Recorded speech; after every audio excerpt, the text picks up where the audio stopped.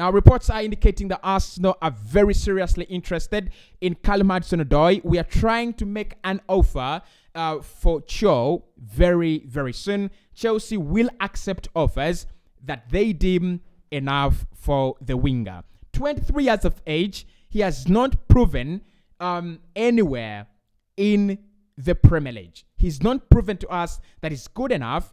And honestly, among all the aspects of a wide forward, among all the aspects of a modern forward, there is nothing that interests me in Calum Hudson-Odoi, one. And two, yes, he's a good player. He will take players out of the game. His end product is absolute bullshit, honestly. And also, Calum Hudson-Odoi will cost more than Cody Gakpo, or even the same amount of money. It's unfair because Cody Gakpo's goal involvements are absolutely mad. They're absolutely mad. So if Cody Gakpo is going to cost the same money as Calum Hudson-Odoi, Gakpo all day long, Gakpo. If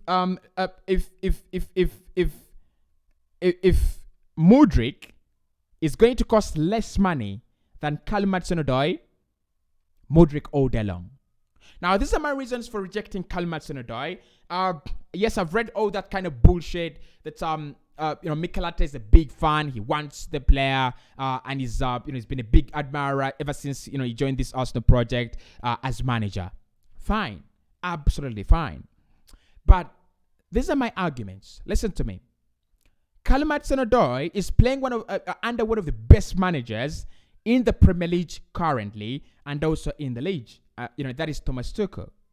And currently, Chelsea, honestly, on that forward line, are accessible. There are as many positions, as long as you can prove to the manager that you're worth playing and keeping that position, he will give it to you. Hakim Ziyech has dropped to the bench. Christian Pulisic has dropped to the bench, and apart from Raheem Sterling, who was just signed and just needs some time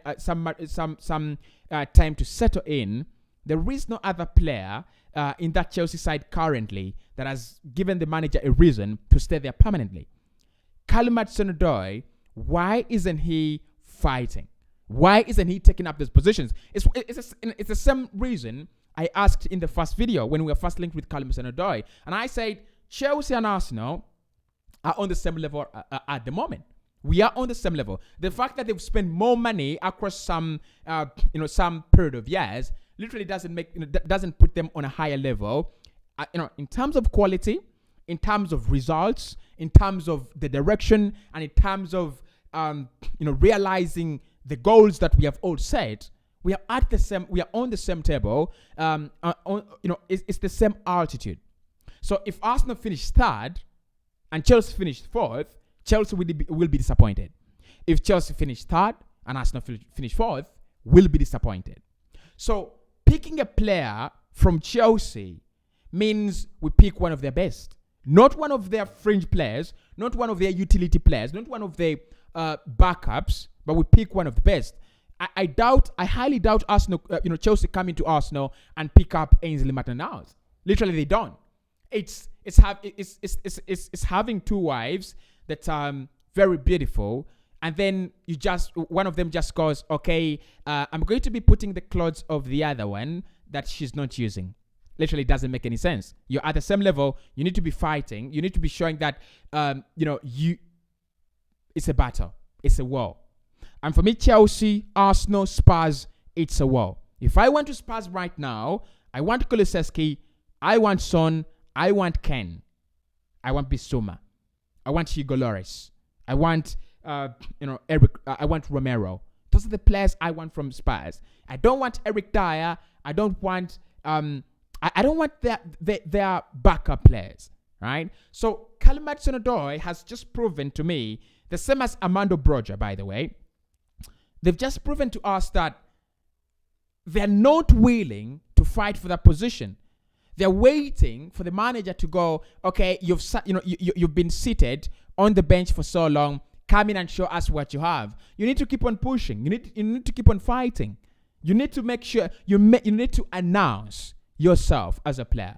Right now, yeah, I understand the competition is a little bit stiff at Chelsea, and that's why the likes of Tammy Abraham moved away.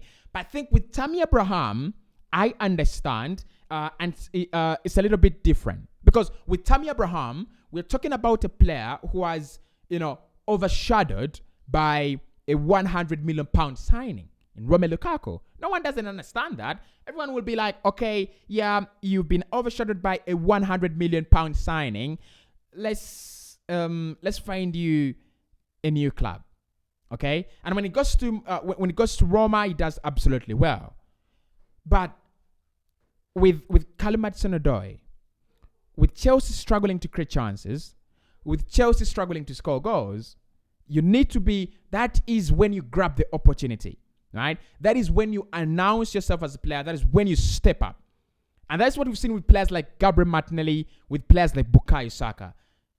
Because for me, the situation we are in here is Calum Hudson-Odoi replicating a Nicola Pepe at Chelsea. You're fighting with a 19-year-old Bukayo Saka, and Saka steps up by being Arsenal's Player of the Year for 2 consecutive seasons. Definitely, that position is gone. It's absolutely gone. And the fact that now the likes of Loftus-Cheek are playing in wide areas ahead of Calum Hudson-Odoi, it's not good enough. Definitely not good enough. I'm sorry if I'm wrong. Let him go to a club like West Ham and prove me wrong, just like the likes of Jesse Lingard did. Because personally, I said for Arsenal to sign just Lingard, you better sign no one. And then he went to West Ham and did absolute wonders on half season. I think it's really started off very well at Nottingham Forest as well. So Calum Hudson-Odoi, guys, no, I'm not yet there in consensus. Now, I don't think he's one of the worst players. And that's why I love Dortmund so much. But I had suggested that Calum Hudson-Odoi should go to a club like Borussia Dortmund. Because the advantages of such players playing for clubs like Dortmund, because Dortmund asks more of their players, and they just have that natural, natural habitat of nurturing players. So if Cho goes there and has a season, he can't evaluate himself. Or go to the Dutch Eredivisie, to a club like Ajax, or go to a club like West Ham. And I'm really intrigued as to why all these clubs that would have seen it as an opportunity that Cho is not playing football are not even interested. They're not even knocking on the door. They're not. For me, West Ham, they do have Jared Bowen on one hand and Ben Rama, but they could add a Calum Hudson-Odoi. They don't even talk about him. The likes of Newcastle, I think Alan Saint-Maximin is doing brilliant well, but I think Ed Howe should be thinking, okay, if I have Miguel Almiron on the other side, I could use Calum Hudson-Odoi as well, probably to change systems and what. They're not thinking about him. There are not so many clubs interested in him, right? And that is the point I've already said and talked about. I want Arsenal to be in war to sign players, because that means the quality of those players is worth it. We won the battle to sign Gabriel Jesus, and who has not seen the value, the significance of winning that particular battle? We've been in the war. We've been in a war to sign Alexander Zinchenko. Almost 12 other clubs interested in Alexander Zinchenko. We have won the battle, and who has not seen the value and the interest? We've seen it.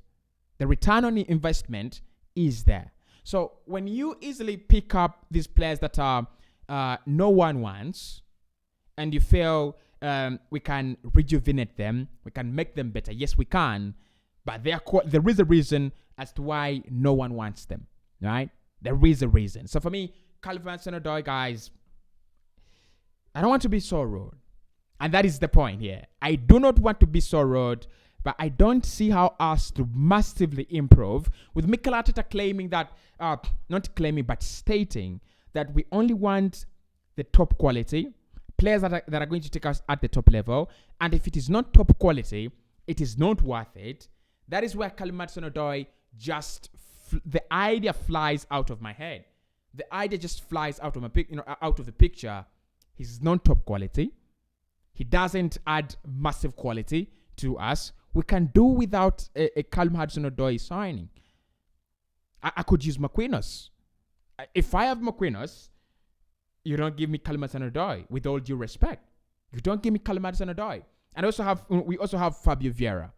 But the reason for bringing in a new wide forward is you want someone who offers more than just a Fabio Vieira who's being played in the position but out of place. Fabio Vieira can play very well there. I think he will be replicating that kind of Romdoita that Bernardo Silva is doing at City. That is what I expect Fabio Vieira to do. That kind of player that plays almost anywhere and plays just fine and plays well. But Calum Hudson-Odoi over Fabio Vieira? No. Calum Hudson-Odoi over Marquinhos? No. Definitely no. So I'm honestly not going for him. And also the other reason is, how much are Chelsea gonna ask for? Right? Of course, we know they don't have problems with selling, but how much are they gonna ask for? 40 million is a minimum of 40 or 35 million. The same amount of money for Cody Gakpo. The same amount of money that I would get, another quality winger. No, I would definitely not do that. But anyway, your thoughts in the comment section below. What would you do in this situation? Would you go for Harvey Barnes, or would you actually go for Calum Hudson-Odoi? Now, more of the conversations on Twitter. You can follow me there at Cossy Arsenal. More of the conversation still on TikTok. You'll be finding me there, Cossy Arsenal as well. Now, we should meet up on Instagram. My Instagram is Cossy_19. And of course, make sure you subscribe to the podcast, because the conversations start on YouTube. Definitely, they do not end here. I'll see you very, very soon tomorrow.